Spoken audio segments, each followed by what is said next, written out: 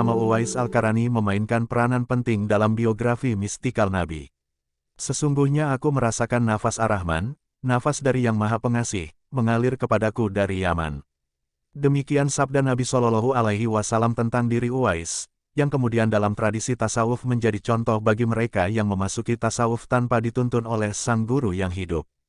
Para sufi yang mengaku dirinya telah menempuh jalan tanpa pembayatan formal kemudian disebut dengan istilah Uwaisi. Mereka ini dibimbing langsung oleh Allah di jalan tasawuf, atau telah ditasbihkan oleh wali Nabi yang misteri, Khidir. Uwais yang bernama lengkap Uwais bin Amir Al-Qarani berasal dari Karan, sebuah desa terpencil di dekat Najd. Tidak diketahui bila beliau dilahirkan. Ia dilahirkan oleh keluarga yang taat beribadah. Ia tidak pernah berpendidikan kecuali dari kedua orang tuanya yang sangat ditaatinya. Untuk membantu meringankan beban orang tuanya, ia bekerja sebagai penggembala dan pemelihara ternak upahan.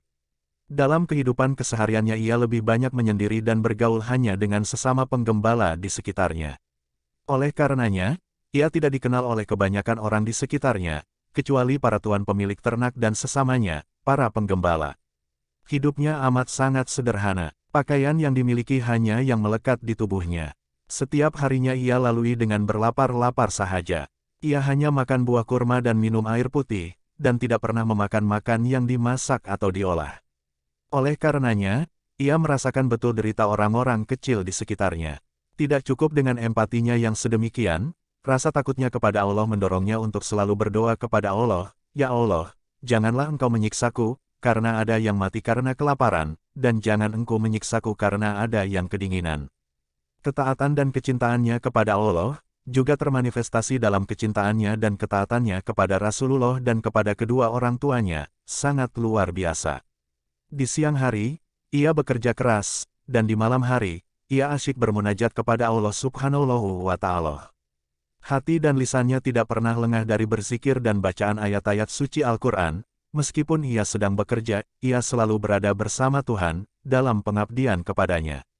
Rasulullah Shallallahu Alaihi Wasallam menuturkan keistimewaan Uwais di hadapan Allah kepada Umar dan Ali bahwa di hari kiamat nanti, di saat semua orang dibangkitkan kembali, Uwais akan memberikan syafaat kepada sejumlah besar umatnya, sebanyak jumlah domba yang dimiliki Rabiah dan Mudar keduanya dikenal karena mempunyai domba yang banyak.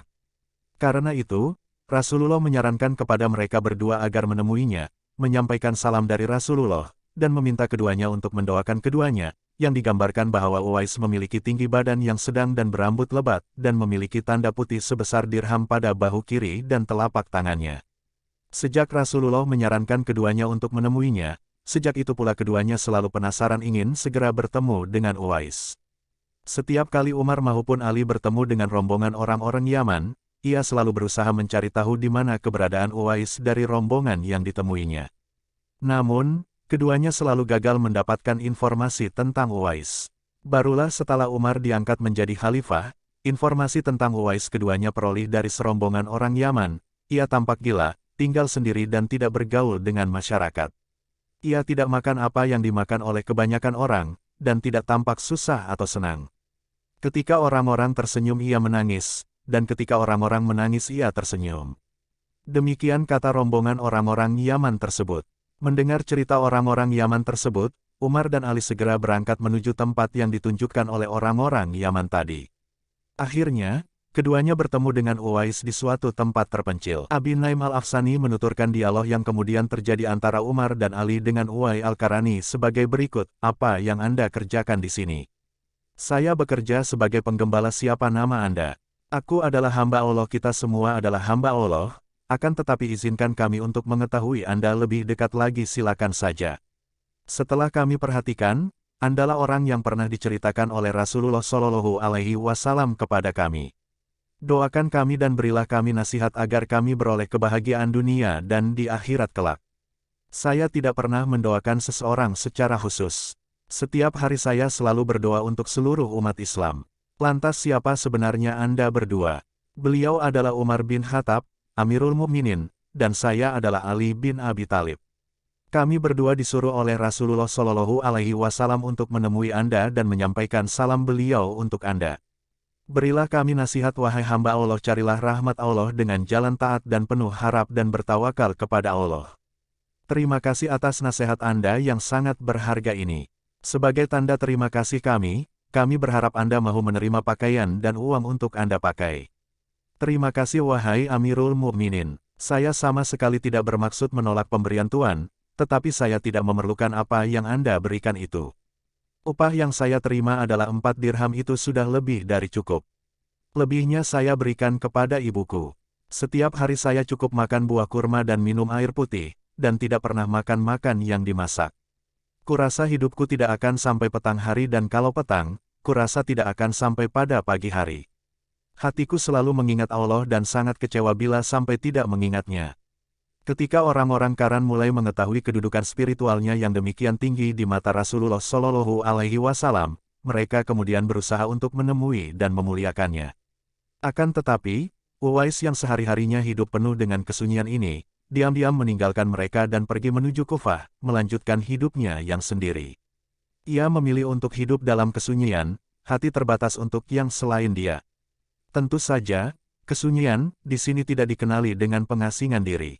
Hakikat pengasingan diri ini terletak pada kecintaannya kepada Tuhan. Siapa yang mencintai Tuhan, tidak akan terganggu oleh apapun, meskipun ia hidup di tengah-tengah keramaian. Setelah seorang sufi bernama Harim bin Hayam berusaha untuk mencari Uwais setelah tidak menemukannya di Qaran. Kemudian ia menuju Basrah. Di tengah perjalanan menuju Basrah, inilah, ia menemukan Uwais yang mengenakan jubah berbulu domba sedang berwudu di tepi sungai Efrat. Begitu Uwais beranjak naik menuju tepian sungai sambil merapikan jenggotnya, Harim mendekat dan memberi salam kepadanya. Uwais menjawab, "Waalaikumsalam, wahai Harim bin Hayyan."